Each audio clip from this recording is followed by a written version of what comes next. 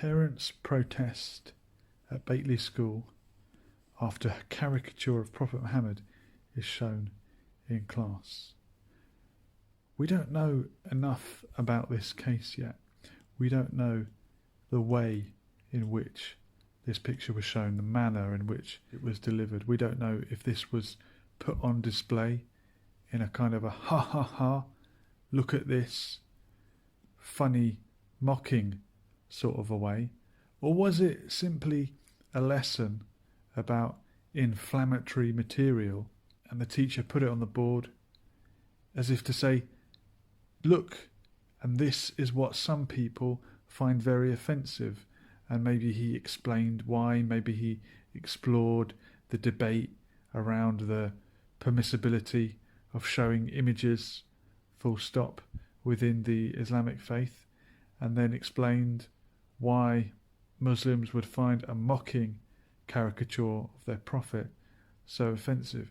We don't know, but a lot of people have run away with the story. They've heard that the caricatures have been shown, and they've immediately started protesting it. I wonder if they know exactly what they are protesting against. And if it's never appropriate to show such mocking caricatures, what if you were to take somebody to court and you wanted to prosecute them for the crime of religious bigotry or hate speech or whatever it is, Islamophobia?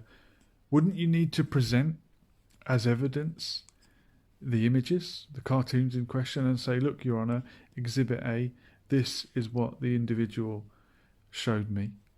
Wouldn't that be a case of showing the cartoons? These cartoons exist, and we are talking about them. Maybe it's offensive that I'm talking about them, but surely the offence shouldn't be taken from the mere fact that they are shown, but the intention behind showing them. Was he trying to mock the religion? Is this guy an Islamophobe, or is he just an open-minded teacher? We don't know yet, and I'm not willing to say one way or the other, but we need to find out, don't we?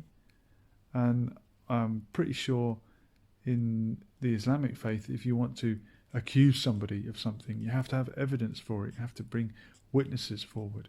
So maybe we should just hold our horses before we throw our toys out of the pram about this one. Who knows? It may emerge that he's a real nasty Islamophobe. But let's find out. Let's find out the truth, shall we? I had a conversation once in a classroom about the N-word, and a kid told me that he would never find it acceptable if a teacher used the N-word, and if he heard a teacher say it, he'd kick off and be very upset.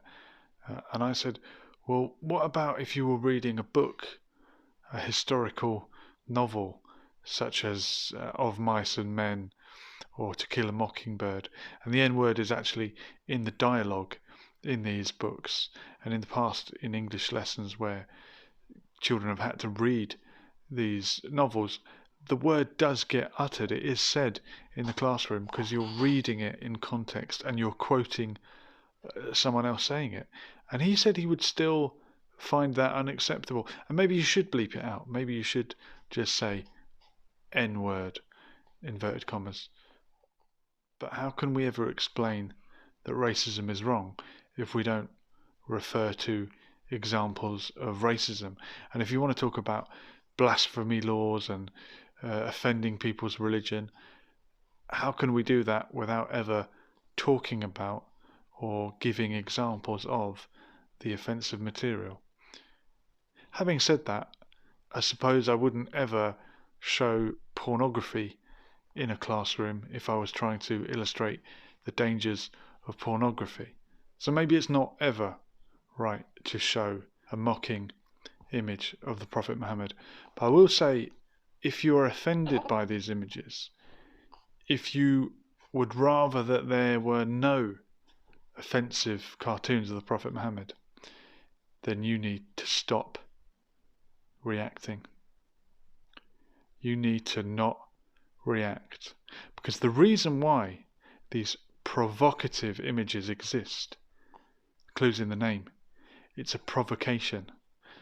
Islamophobes know that they can provoke Muslim people with these images. That's why they keep resurfacing. That's why they've been made. So if you want the cartoons of the Prophet Muhammad to stop, you need to not react. That will do much more good than protesting. It'd certainly do better than killing people, like the poor teacher in France, Samuel Paty, who was murdered. And sadly, Islamophobes know that if they make these offensive images, the 1 in a million Muslim that is deranged enough to go and kill someone over a cartoon will go and do it. And there will be others that will react violently. These provocations are done for a reaction. If you want them to stop, then don't react. Have a protest if you want. Have a peaceful protest. Demonstrate that you are peaceful. But if you start getting a school shut down, I know the schools have been shut down long enough. The last thing we need is another school closure. It weakens your case and it increases the likelihood that someone else will show these cartoons again. Oh, they're reacting. Let's have another provocation. You are increasing the likelihood that these cartoons will be recreated and reprinted every time you react violently. And the person who made the cartoons or printed the cartoons, forgive him. He probably doesn't know any better. He probably doesn't know what he's doing. Forgive him. God is known as the forgiving, the most forgiving, in fact. So you should forgive. It'll make you feel better, and it will decrease the likelihood there will be any more of these silly provocations. Thanks for watching.